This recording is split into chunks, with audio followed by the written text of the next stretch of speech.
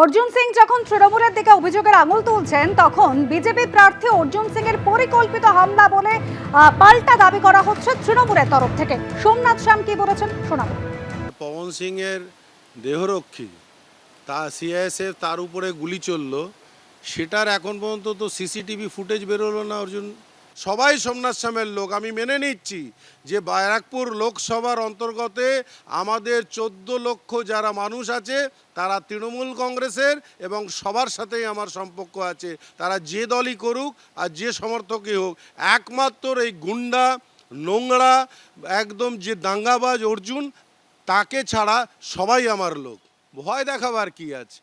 ফলাফল হবে কালকে, ইভিএম খুলবে, ফলাফল হবে। তো ভয় ডর দেখানো এসব কি আছে? এসব অর্জুনের ছেলেবেলার গল্প।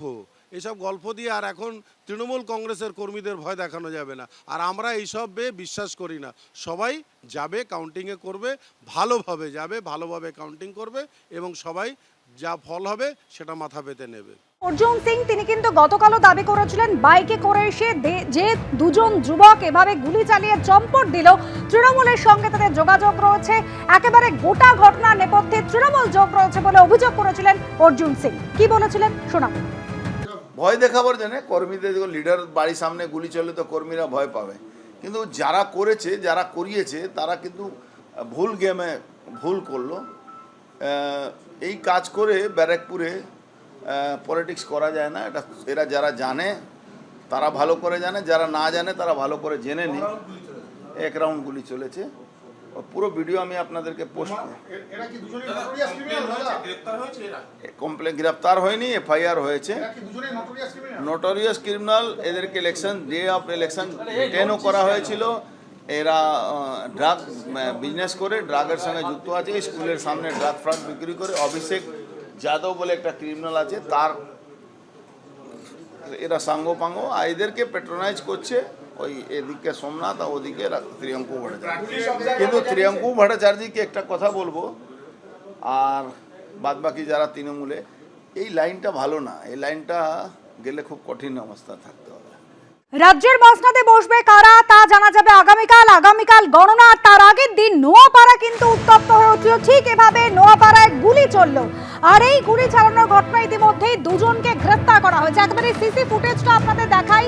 দেখুন, বাইকে করে দুজন আসছেন, দুজন যুবক তারা আসছে, এসে এই নোয়াপাড়া এখানে দাঁড়াচ্ছে। বাইক থেকে একজন যুবক নামছে, পকেট থেকে একেবারে ফিল্মি কায়দায় বন্দুক বার করছে এবং তারপর একেবারে গুলি চালাচ্ছে, এবং সেই ঘটনায় এবার দুজনকে গ্রেফতার করা হয়েছে। বিজেপি নেতা কুন্দন সিং, তার বাড়ি লক্ষ্য করে গুলি চালায় এই যুবক, এমনই দাবি করা হচ্ছে অর্জুন সিং এর তরফ থেকে।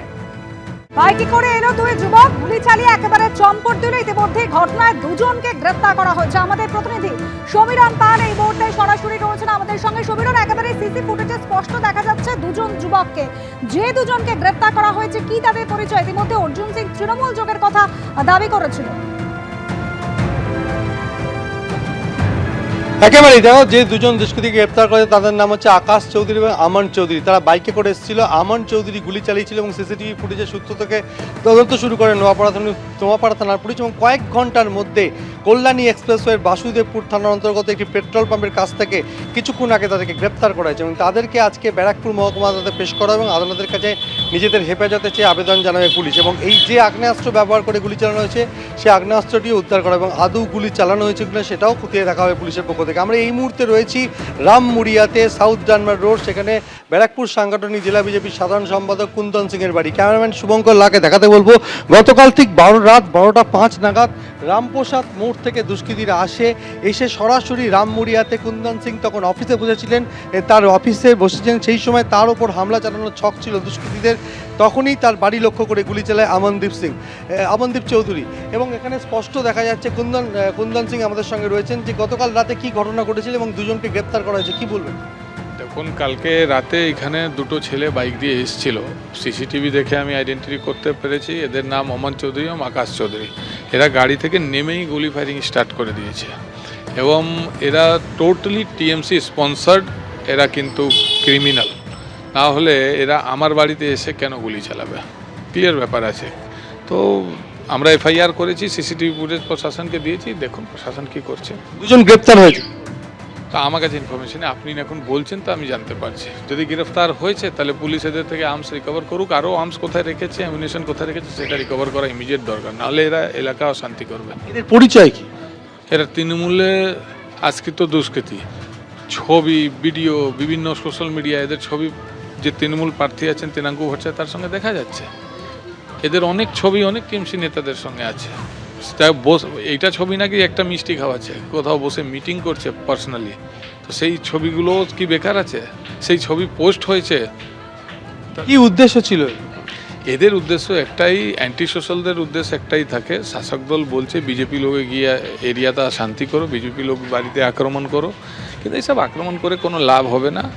আমরা কিন্তু ভারতীয় জনতা পার্টির সরকার করতে চলেছে এবং এরা হেরে গেছে তাই জন্য এইসব করছে।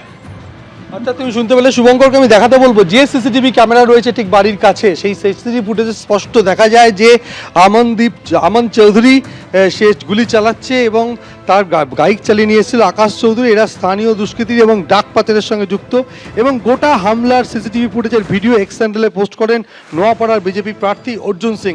এবং অর্জুন সিংয়ের অভিযোগ যে তৃণমূলের মদতপুষ্ট দুষ্কৃতীরা এসেছিল গণনার আগের রাতে, সেখানে যেহেতু বিজেপি নেতা কুন্দন সিং তার বাড়িতে হামলা চালালে যারা কর্মীরা, যারা বিজেপির কর্মীরা, যারা একেবারে তুমি আমাদের সঙ্গে থাকো, তোমাকে একটু বিরত করছো।